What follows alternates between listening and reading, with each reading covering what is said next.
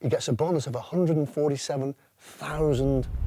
So we're in Bruges, it's January 2026. We're at the Snooker Palace, the centre of beautiful Bruges, Belgium. We have this gentleman over here, Liam Pullen, a professional player who's recently made a 147 break in the United Kingdom Championship. And if he does that feat again in the World Championship in April, he gets a bonus of £147,000. Ready for that? Why not? Now what we're going to do here, we're going to help him to do that. We're going to use something called the balls, 17 gram, lightweight, high dispersion ball. And Liam is going to do something really important. He's going to find out if he's able to strike the cue ball where intended. And what we're going to do, we're going to place this ball not on the brown spot, but on the green spot, making that corner pocket even smaller, making it more difficult. Can Liam strike this ball centrally into the corner pocket? And if he doesn't strike it effectively, it will not go in the pocket. We'll see what happens.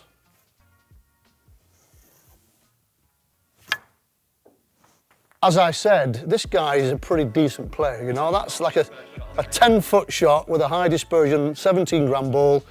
You're just showing off now. First shot. Take that. And now we're going to take the cue ball onto the yellow spot on the opposite side of the table, and we're going to strike this ball into this far corner pocket again. So again, what we're identifying here is, can a player strike the cue ball exactly where intended? And in this situation, it's in the middle of the ball. Okay, so what's happened? This is very interesting. What's happened here is the ball travelled to the left side of the pocket. And what that means is Liam struck the cue ball with a little bit of right-hand unintentional side spin, which caused the ball to miss. So what he's going to try and do now is fix that problem. Just missed there for the camera, you know what I mean? So you can explain. explain. He was just saying he did that on purpose, by the way. Yeah, sure. Now, can he strike it effectively into the corner pocket? The pressure's on. Everybody's watching. And of course, this young man stands up to the pressure. So that was the first standard striking routine with hand on table. And now we're going to check out to see what he's like when he has to place his hand on the cushion part of the table now, which is a little bit more difficult. So, hand on the cushion, as you can see, attempting to strike the middle of the ball. Ooh, it's very, very good. Now, this is interesting. This is 17 gram, and it deflected offline to the right side of the pocket. But with a standard cue ball, a 142 gram ball, that would not be enough side spin to cause him to miss the shot. So actually, he was within tolerance if we compare it to a normal 142 gram ball. But we're creating habits of striking and aiming within a very tight tolerance here, and that's the key to being very, very good and performing at your highest possible level. Last one hit slightly right. Let's see if we can strike this down the middle.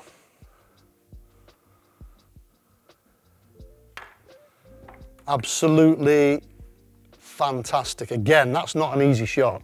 To be able to do that is very, very high skill. And you can see that Liam is developing, and this is the key, effective habits. Being able to do something effectively without consciously having to think too much about it. Now, opposite side of the table, into the far right corner. And first time. You need to try this, everybody. Get this set of the balls and try these out for yourself, and you'll understand how good this guy is. Now, we're playing with the cue ball from the cushion. This is a different skill again, and striking it into the opposite middle pocket.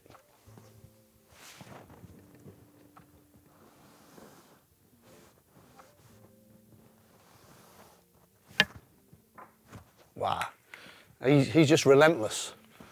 He's that good. And again, we're going to go on this side of the table, opposite side, into the opposite middle pocket. Again, we're striking from the cue ball, which means we now have a very short bridge, and our vision is a lot closer to the cue ball, so it can affect visuals and aiming. But just look at that, that's very, very, very good. The next routine is hand on the cushion, but the cue is now at an angle, which creates a little bit more difficulty again. And we're attempting to strike in the middle again into that far corner pocket.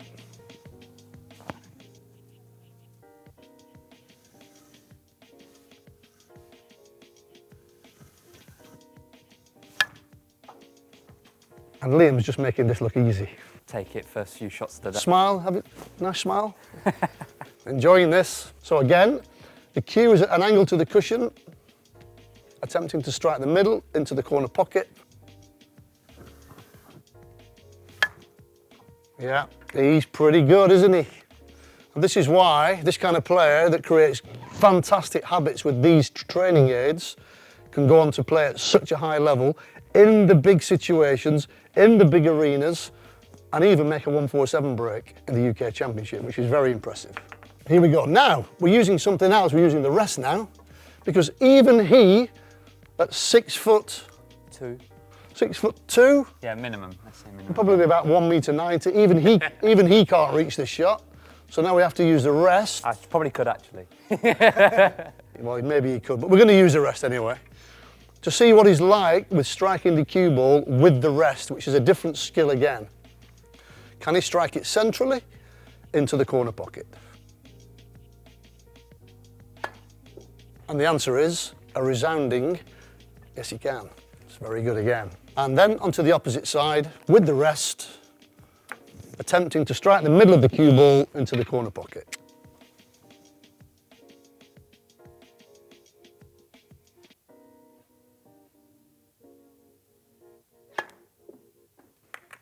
Wonderful. So, he's passed all the striking tests.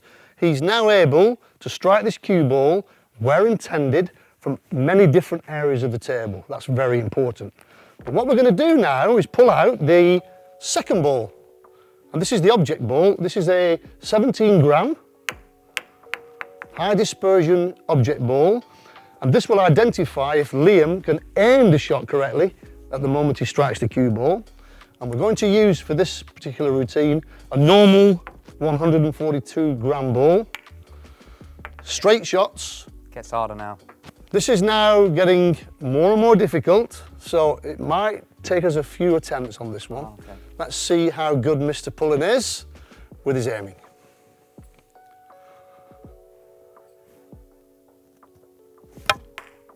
Okay, pretty good. So slightly, the cue ball has arrived at the object ball, the red, slightly to the right of where he intended to. And that begs the question, is it possible for top players, even somebody like Stephen Hendry, you probably saw on the Q-Tips video, Stephen attempted to pot this red from short distance and he missed it to the right of the pocket. So it is possible for players to aim to miss and they're consciously not aware of that problem. So we identify it and we re-coordinate conscious and subconscious, so what we think we're doing, actually we are. So what Liam's going to have to do here is make a slight adjustment and try and send this cue ball and object ball into the same pocket. Here we go. Nice deep breath. Calm.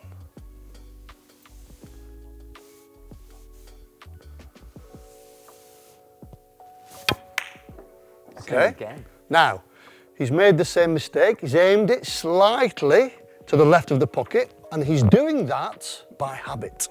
It's a habit of visual. So now what he has to do is something very important. He now has to consciously override his current visual habit. And when we say that, he will consciously now attempt to get the red ball a little bit to the right side of the pocket because he's habitually coordinated to the left. And this is neuroscience, by the way. Good. Conscious override, too much. You now miss to the right. By the way, virtually all of these shots with a normal red, this one, because this is 142 gram, the dispersion factor is far less. So some of these shots would actually have been going in the pocket. But because you've only got to be a fraction off with this, you miss the shot. We're going to keep trying a couple more times here. We get 5 attempts to get these balls in because it's all about effective repetition.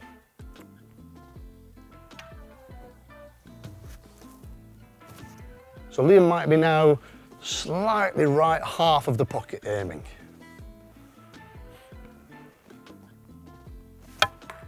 Wow. Finally. Straight in the pocket, that's brilliant. But the important thing is we've got the feedback of what was ineffective habitually. We consciously made a little override on vision, we fixed the problem. And what happens with repetition, slowly the correct aiming becomes an effective habit and you start to do it the right way without having to think about it. That's the key. In fact, what we'll do, we'll go on to the next routine. This is a really tough one. Hand on cushion. Yeah. This is probably the most difficult routine of the whole lot. Hand on cushion, long distance. The accuracy level now has to be incredible.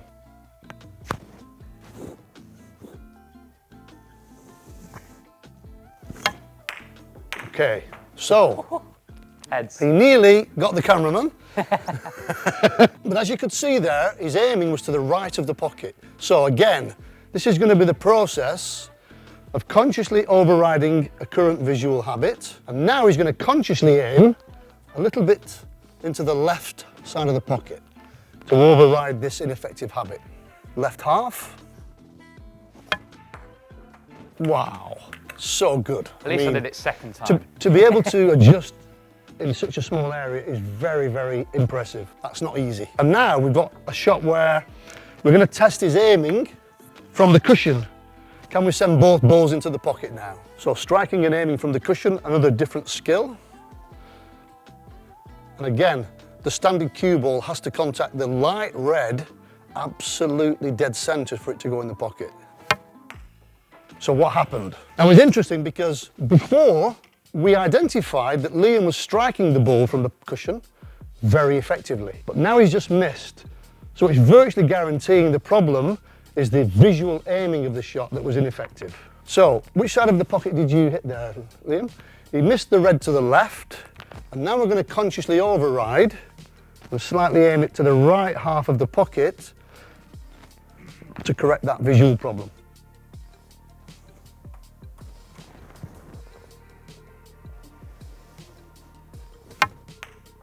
And there you go, that's the correction he's made. He's changed and got the shot correct by identifying a visual problem, changed the visual problem and made the correction.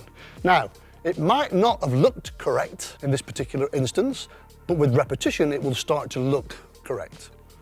Now, cue at an angle, hand on cushion, another tough shot. High dispersion red, get that one dead straight. A bit more distance now. Let's see if we can knock this one in as well. So the strike and the aim have to be absolutely perfect.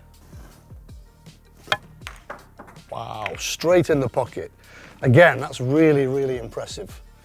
And then finally we'll go on to the aiming with the rest, using the rest now.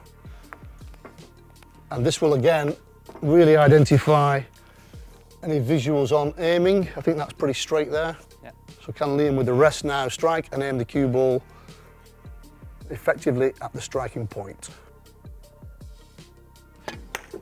Okay, so he's aimed it incorrectly.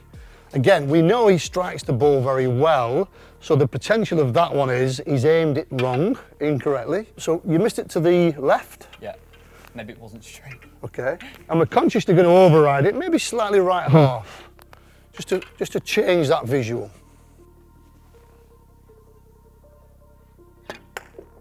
Fantastic. So the conscious override of vision, we identified the ineffective aiming on the first shot.